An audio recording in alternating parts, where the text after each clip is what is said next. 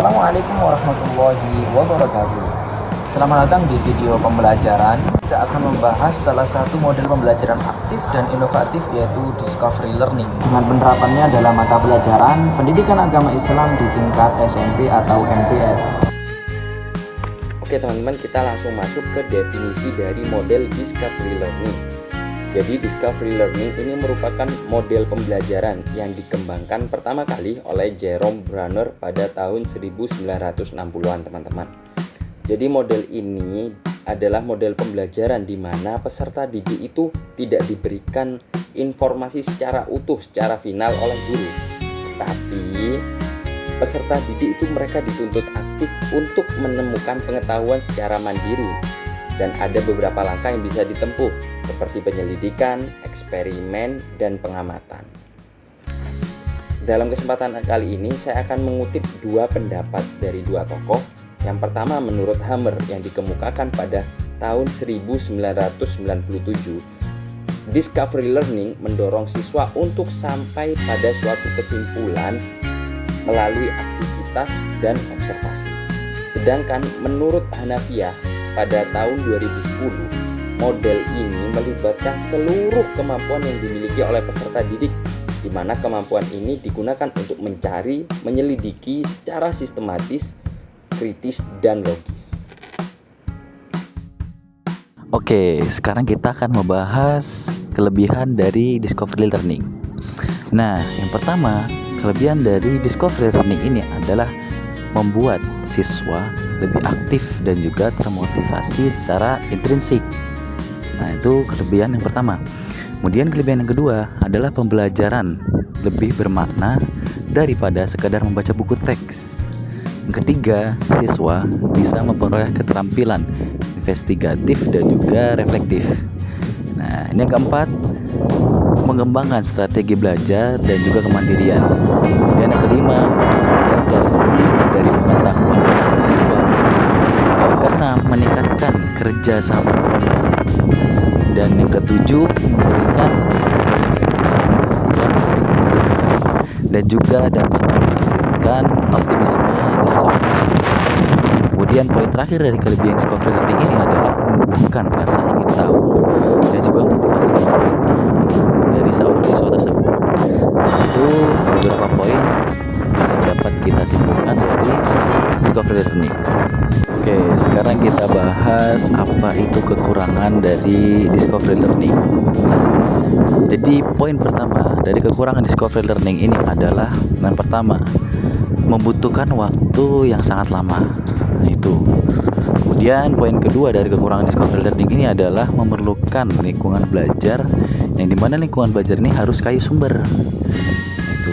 Kemudian yang ketiga, tergantung pada kualitas dan juga kemampuan awal dari seorang siswa tersebut. Keempat, tidak semua guru mahir dalam mengelola model ini. Nah, yang kelima, kurang cocok untuk kelas besar ataupun durasi waktu belajar yang cukup pendek. Nah, kemudian yang kelima, jika guru tidak menyiapkan kerangka kerja yang jelas, maka siswa bisa kehilangan arah, yang dimana nanti siswa bingung kemana arah dari pembelajaran tersebut. Nah, kemudian poin terakhir dari kekurangan Discovery Learning ini adalah bisa menyebabkan frustasi jika proses tidak dikelola dengan baik. Itu beberapa kekurangan dari Discovery Learning dapat kita simpulkan. Baik teman-teman, kita langsung ya masuk ke bagaimana sih penerapan model ini pada pembelajaran PAI. Kebetulan pada kesempatan ini yang akan digunakan contoh adalah kelas 7 SMP, materi PAI, iman kepada kitab-kitab Allah. Nah, yang pertama, langkah-langkah dari model Discovery Learning adalah simulasi atau memberikan rangsangan. Jadi guru pada kesempatan itu memberikan gambar kitab suci seperti Al-Quran, Taurat, Zabur, Injil di layar. Nah, kemudian setelah itu guru memberikan pertanyaan yang untuk memantik peserta didik. Tahukah kalian bahwa selain Al-Quran ada kitab-kitab lain yang juga diturunkan Allah? Itu pertanyaan pertama. pertanyaan kedua, menurut kalian apa saja sih fungsi dari kitab-kitab Allah tersebut bagi umat manusia? Setelah itu peserta didik diminta untuk menyampaikan pendapatnya secara bebas. Selanjutnya yaitu langkah yang kedua, yaitu problem statement, pernyataan atau identifikasi masalah. Nah, kegiatan ini guru membagi siswa dalam kelompok kecil-kecil 3-4 orang. Lalu guru memberikan LKS berisi teks ringkas tentang sejarah kitab-kitab Allah. Selanjutnya peserta didik diminta untuk mengidentifikasi pertanyaan atau permasalahan. Misalnya, apa sih perbedaan kitab dan suhuf? Lalu mengapa Al-Quran menjadi kitab yang terakhir? Apa bukti kita beriman kepada kitab selain Al-Quran? Selanjutnya kita akan masuk ke langkah yang ketiga, yaitu data collection atau pengumpulan data. Nah, bentuk kegiatannya seperti apa sih? Jadi siswa diminta mencari jawaban dari pertanyaan yang mereka rumuskan. Kemudian guru memfasilitasi dengan menyediakan buku PAI, ayat-ayat Al-Quran yang relevan dengan materi tersebut. Misalnya Quran Surat Al-Baqarah ayat 2, Al-Hadid ayat 25, dan video singkat tentang sejarah-sejarah kitab. Kemudian setiap kelompok mencatat informasi penting untuk menjawab masalah yang ada. Berikutnya adalah data processing atau pengolahan data.